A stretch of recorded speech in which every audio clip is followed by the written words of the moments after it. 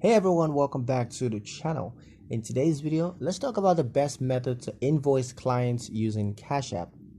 Now, the best method to do this is to pair it with a simple external invoicing system. You want to create a clear invoice using a spreadsheet, an invoicing app, or documents that include your business name, service descriptions, amounts due, and your cash tag.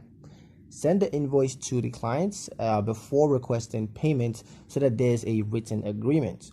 Now, when requesting money through Cash App, you want to match the amount exactly and include the invoice number or service name in the payment notes.